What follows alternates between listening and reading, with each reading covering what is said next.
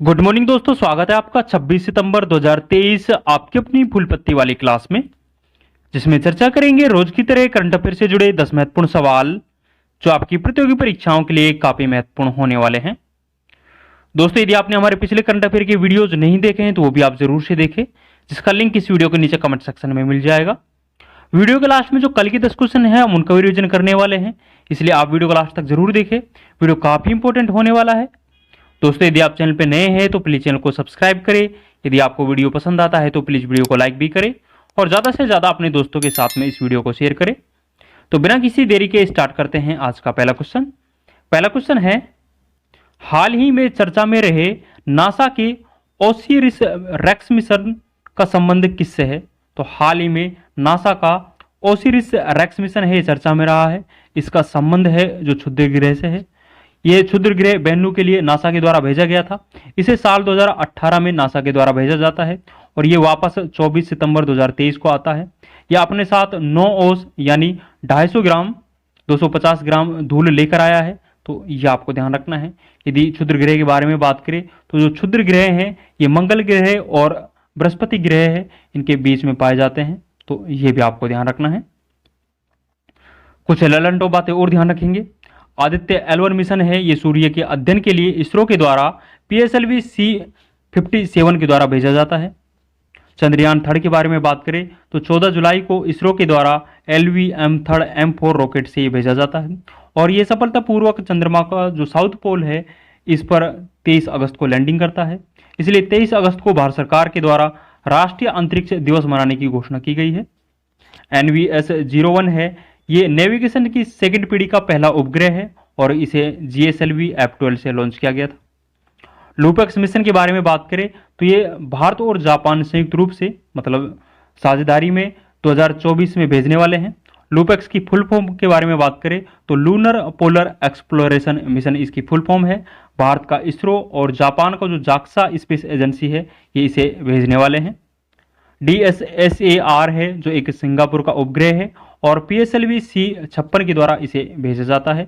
इसके अलावा 6 अन्य उपग्रह को भी PSLV C56 के द्वारा भेजा जाता है। तो ये सभी पॉइंट्स आपको ध्यान रखने हैं। दोस्तों, आगे बढ़ने से पहले मैं आपको बता दूं, इन सभी 10 क्वेश्चन की जो PDF है वो हमारे टेलीग्राम चैनल जीनेस्टॉक पर मिल जाएगी, जिसका लिंक इस वीडियो के नीचे कमेंट सेक्शन में दिया हुआ है। यहाँ जाकर आप ये PDF डाउनलोड कर सकते हो।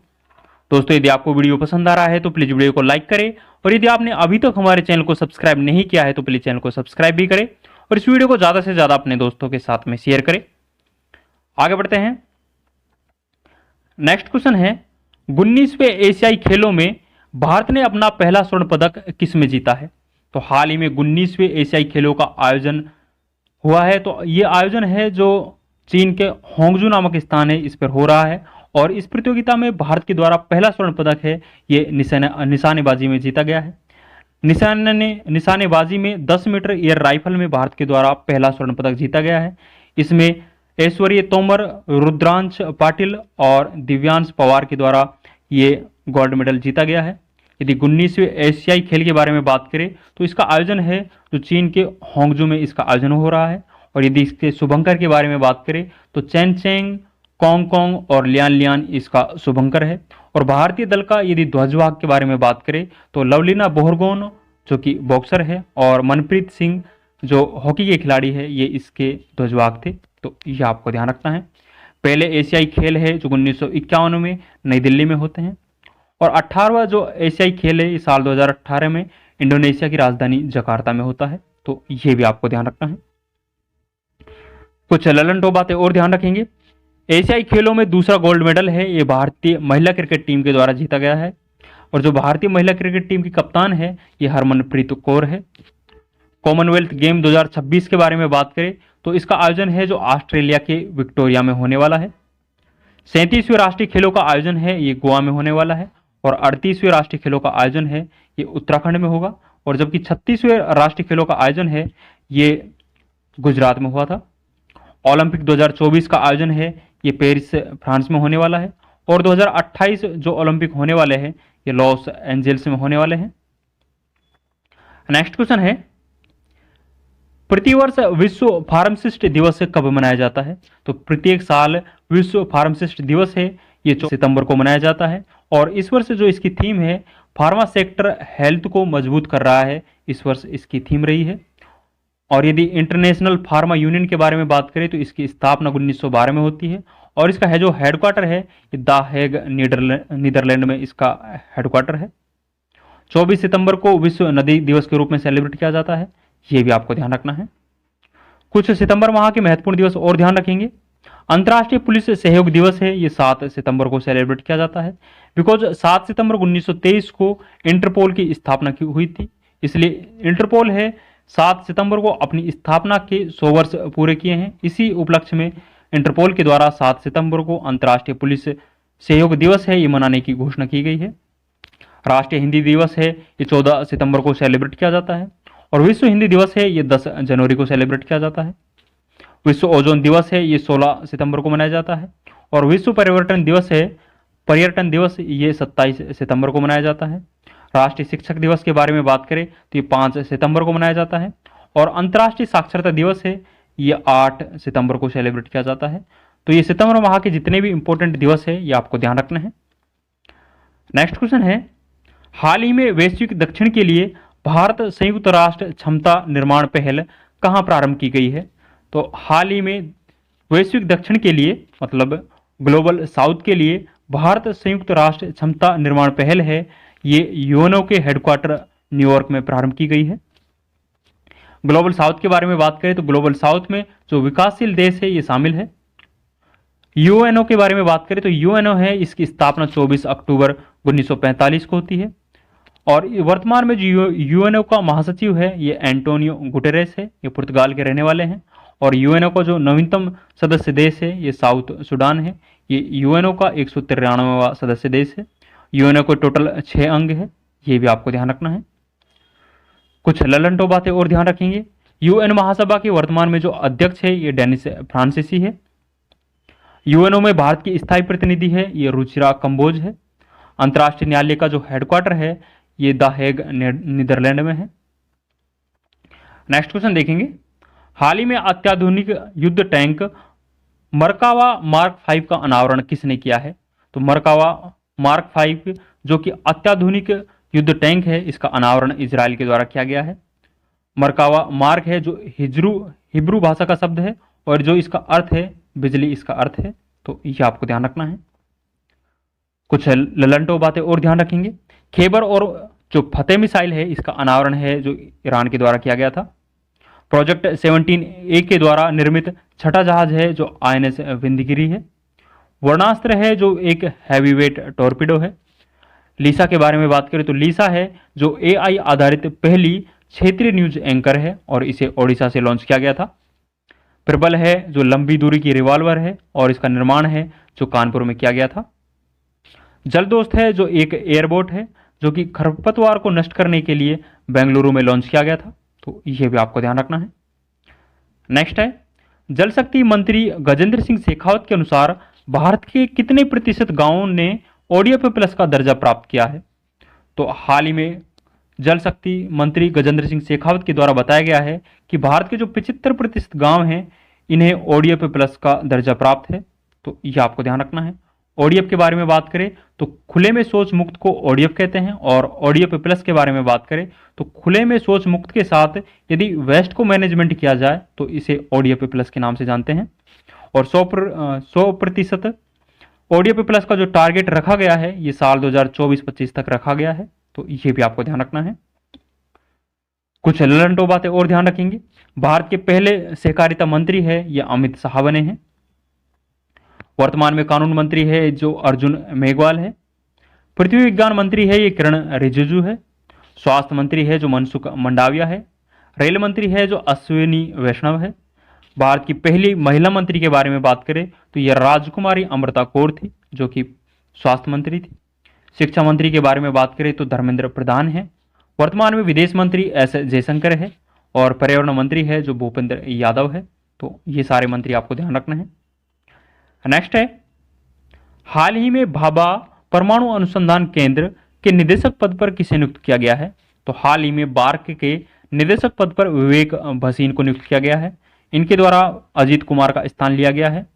यदि बार्क के बारे में बात करें तो इसकी फुल फॉर्म है जो भाभा एटॉमिक रिसर्च सेंटर, इसकी फुल फॉर्म है, और इसकी स्थापना 1945 में होती है। हेडक्वार्टर है जो इसका ट्रॉम्बे मुंबई में है, और इसका नाम है जो बार्क 1966 में किया गया था। भामा होमी जहांगीर भामा के सम्मान में इसका नाम है जो 1966 में बार्क किया गया था। कुछ ललनटो बातें और ध्यान रखेंगे। परमाणु ऊर्जा आयोग के वर्तमान में जो अध्यक्ष है ये AK मोहंती है। CBI के वर्तमान में निदेशक है ये प्रवीण सूद है। सुबोध कुमार जायसवाल के स्थान पर इसे CBI का निदेशक बनाया गया था। वर्तमान में केंद्रीय सतर्कता आयुक्त है ये प्रवीण कुमार श्रीवास्तव है। इसरो के वर्तमान में हेड है जो S सोमनाथ है। वर्तमान में कैबिनेट सचिव है ये राजीव गौबा है। राजीव गौबा है ये सबसे अधिक समय तक, मतलब इनका सर्वाधिक कार्यकाल है कैबिनेट सचिव के रूप में। नेक्स्ट क्वेश्चन है, हाल ही में कर्मा पूजा महोत्सव कहाँ प्रारंभ हुआ है? तो हाल ही में कर्मा पूजा महोत्सव है इसे झारखंड में मनाया गया है, और ये भाद्रपद 11 को मनाया जाता है। झारखंड के साथ में इसे बिहार में भी सेलिब्रेट किया जाता है, और ये बेंगा, ओराव और जो मंझमार जनजाति है इनके द्वारा इसे सेलिब्रेट किया जाता है। कुछ महत्वपूर्ण फेस्टिवल और ध्यान रखेंगे। केर पूजा जिसे खारसी महोत्सव के नाम से भी जानते हैं, तो इसको त्रिपुरा में सेलिब्रेट किया जाता है, और जो त्रिपुरा की जो मूल भाषा है ये कोक बरोक है। सरहुल फेस्टिवल है इसे झारखंड में सेलिब्रेट किया जाता है। बोनालू फेस्टिवल है इसे तेलंगाना में सेलिब्रेट किया जाता है। लोसर जो महोत्सव है इसे लद्दाख में सेलिब्रेट किया जाता है, और सूरजकुंड मेला है ये फरीदाबाद हरियाणा में आयोजित होता है, तो ये भी आपको ध्यान रखना है। नेक्स्ट क्वेश्चन है, हाल ही में भारतीय प्राणी सर्वेक्षण ने समुद्री मछली सी रोबिन्स की एक नई प्रजाति कहाँ खोजी गई है? तो हाल ही में भारतीय प्राणी सर्वेक्षण मतलब जूलॉजी सर्वे ऑफ इंडिया के द्वारा सी रोबिन्स जो एक नई मछली की प्रजाति है इसे पश्चिम बंगाल में खोजा गया है। ये जो मछली है इसमें हड्डीदार सिर है इसका, और नुकीली रीढ़ की हड्डी है इसकी, और ये है जो ट्राइलिडे परिवार की मछली है, तो ये भी आपको ध्यान रखना है। कुछ ललनटो बातें और ध्यान रखेंगे।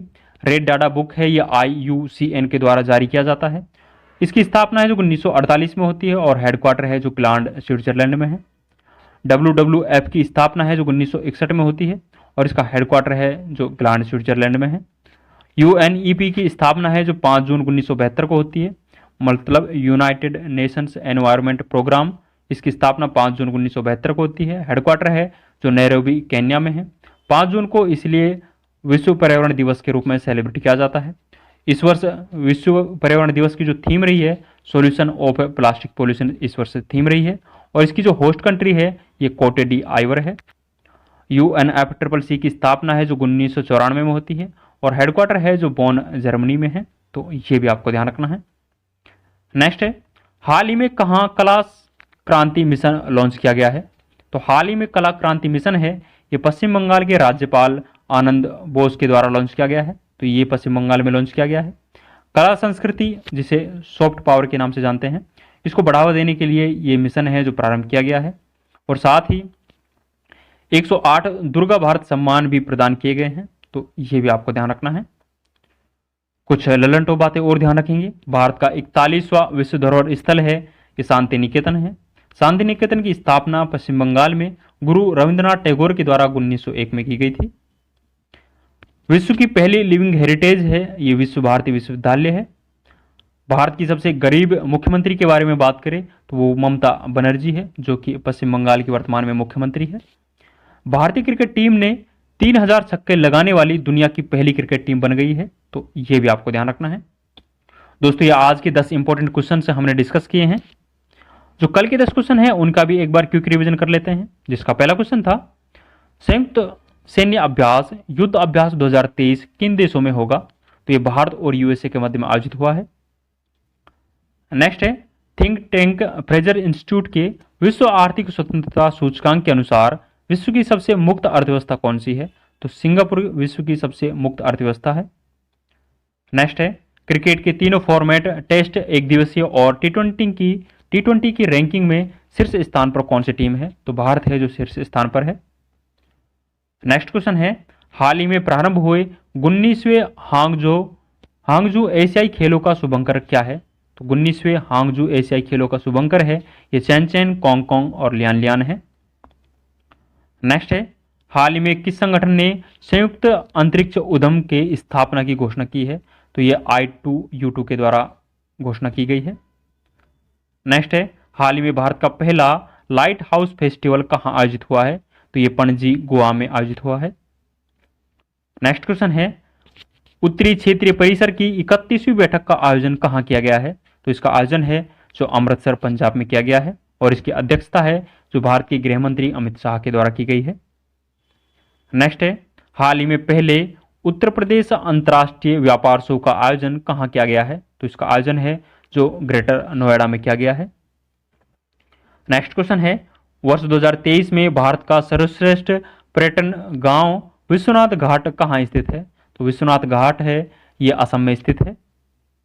अंतिम क्वेश्चन है, हाल ही में अंतिम पंघाल ने सर्बिया विश्व चैंपियनशिप में कौन सा पदक जीता है? तो सर्बिया विश्व चैंपियनशिप में बॉक्सर अमित पंघाल के द्वारा कांस्य पदक जीता गया है। ये कांस्य पदक है जो 53 किलो वर्ग भार में जीता गया है, तो ये आपको ध्यान रखना है। दोस्तों, ये आज के और कल के 10 इंपॉर्टेंट क्वेश्चन से हमने डिस्कस किए हैं जो कि आपकी परीक्षाओं की दृष्टि से काफी इंपॉर्टेंट है।